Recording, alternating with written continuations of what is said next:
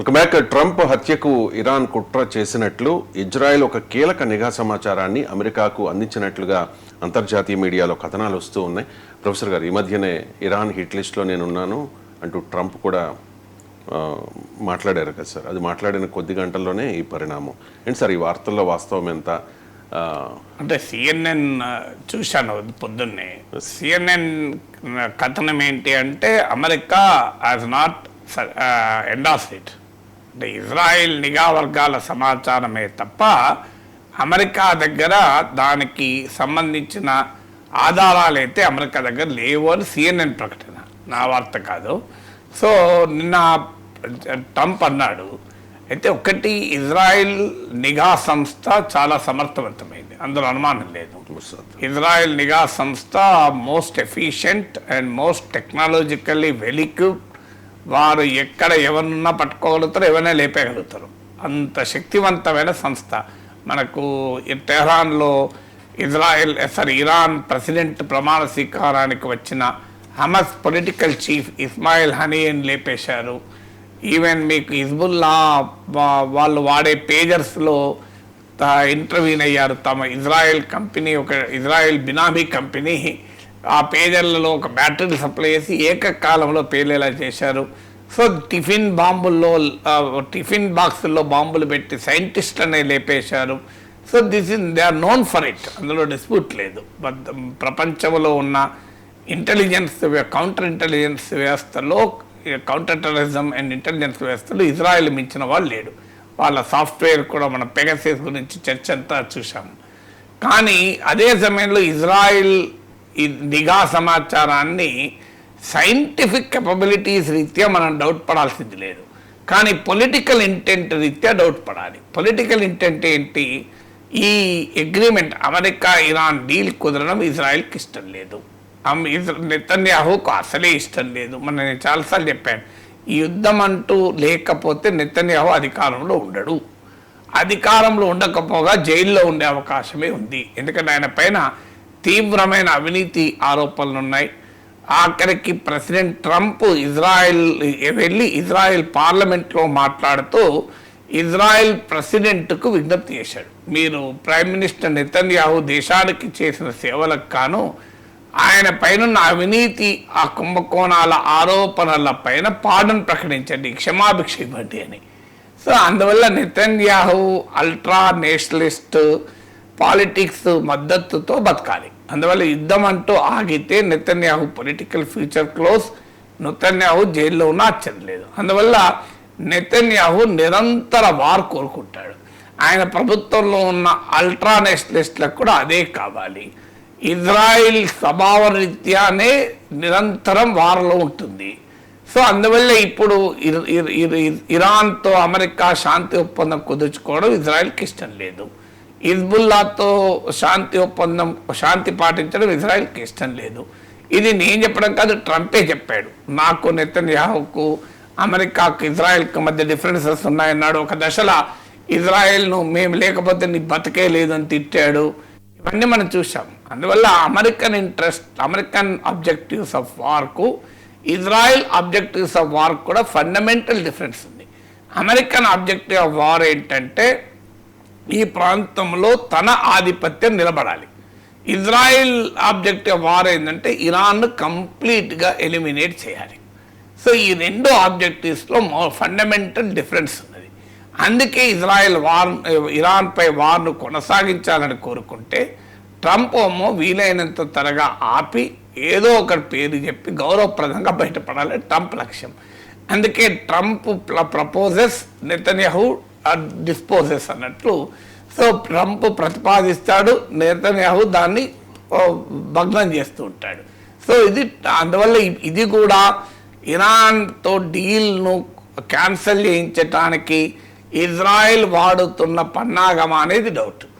ఎందుకంటే అయితే దీనికి అవకాశం ఎందుకు వచ్చిందంటే ఇటీవల ఖమేనీ అంత్యక్రియల్లో నినాదాలు ఇచ్చారు, డెత్ టు ట్రంప్ అని, ట్రంప్ను పైన ప్రతీకారం తీర్చుకోవాలి అని పోస్టర్లు కూడా కనిపించాయి. డెఫినెట్గా ఇరాన్ ట్రంప్ పైన కోపంతో ఉన్నమాట నిజం.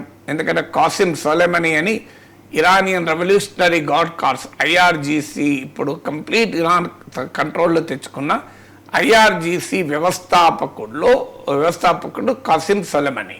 సో కాసిం సొలైమనీ ఇరాక్లో పర్యటిస్తున్న సందర్భంగా ఆయన ఎయిర్పోర్ట్లో ఉండగానే అక్కడ ఇరాకీ షియా మిలీషియాతో కలిసి ఉన్న సమయంలో మీకు అమెరికా దాడి చేసి కాసిం సొలైమనీని చంపేసింది. అయతుల్లా ఖమేనీ ఆ రోజు కాసిం సొలైమనీ అంత్యక్రియల్లో కన్నీళ్లు పెట్టుకొని దేవుడు నన్ను తీసుకెళ్ళినా మంచిగా ఉండేది, సొలైమనీని కాపాడి అని మాట్లాడాడు. సో అందువల్ల మీకు ఆ తర్వాత సుప్రీం లీడర్ అయతుల్లా అలీ ఖమైనీని కూడా మొదటి రోజే అమెరికా ఇజ్రాయెల్ దాడుల్లో చనిపోయాక ఇరాన్ మరోసారి ప్రతిజ్ఞ చేసింది. కాసిం సొలైమనీ హత్యకు, అయతుల్లా అలీ ఖమైనీ హత్యలకు ప్రతీకారం తీర్చుకుంటామని ప్రకటించారు. ప్రతీకారం ఎవరిపైన తీర్చుకుంటారంటే ట్రంప్ పైన, నెతన్యాహు పైన తీర్చుకుంటారు. కానీ ఇప్పుడున్న కాంటెక్స్ట్లో ఇరాన్ ఆ పని చేస్తుందా అనేది క్వశ్చన్. ఇప్పుడు ఇజ్రాయెల్ నిఘా సమాచారాన్ని మనం ఒక పించ్ ఆఫ్ సాల్ట్ కాదు, లారీ లోడ్ ఆఫ్ సాల్ట్ ఎందుకు తీసుకోవాలి అంటే, in the present context Trump ఇరాన్కు లొంగిపోయి ఒక రకంగా తోక ముడుచుకొని ఒప్పందం చేసుకుంటాడు. ఇది నేను చెప్పడం కాదు, మనం ఇదే మీతో మాట్లాడేటప్పుడే నేను గార్డియన్, మీకు న్యూయార్క్ టైమ్స్, అలాగే ది ఇండిపెండెంట్, ది అట్లాంటిక్ వీళ్ళ హెడ్లైన్స్ కూడా చూపెట్టాను ఒకసారి. ఇప్పుడు the Atlantic headline, Trump celebrates while America capitulates. New York Times headline, so how America lost its war with Iran, how Trump lost his war with Iran, pause is not the victory అని. So ఇవన్నీ కూడా నీకు చూపెట్టాను మీకు. అంటే క్లియర్గా అన్ని అంశాలలోనూ Iran డిమాండ్లకు అంగీకరించి America ఒప్పందం చేసుకుంది. ఉదాహరణకు ఇరాన్ ప్రాక్సీస్ను ఇరాన్ బలపరచకూడదు అనేది ఎక్కడా లేదు ఒప్పందంలో. పైగా ఇరాన్ ప్రాక్సీస్ పైన అమెరికా ఇజ్రాయెల్ దాడి చేద్దనుంది. ఇప్పుడు హిజ్బుల్లా, యెమెన్, హూతీస్ వీళ్ళని ప్రాక్సీస్ అంటారు. అలాగే ఇరాన్ న్యూక్లియర్ ప్రోగ్రాం పైన ప్రస్తుతం ఏమీ లేదు, 60 రోజుల్లో దాని గురించి చర్చిస్తారనుంది. ఇరాన్ మిసైల్ కెపబిలిటీ పైన ఎక్క మాట లేదు, ఈ డీల్లో లేనే లేదు. ఇరాన్ రెజీమ్ చేంజ్ ప్రస్తావన లేదు, ఇవి ఏవి కూడా లేవు. పైగా ఇరాన్ పునర్నిర్మాణానికి నిధులు సమకూర్చాలనుంది, ఇరాన్ పైన శాంక్షన్స్ ఎత్తివేయాలనుంది. అలాగే ఇరాన్ పైన శాంక్షన్స్ ఎత్తివేయడమే కాదు, ఇరాన్ నిధులు ఫ్రీజ్ అయి ఉన్నాయి, వాటిని విడుదల చేయాలనుంది. సో ఇన్ని రకాలుగా ఇరాన్కు అనుకూలమైన డీల్ పైన ట్రంప్ సంతకం పెట్టాడు బయటపడటానికి.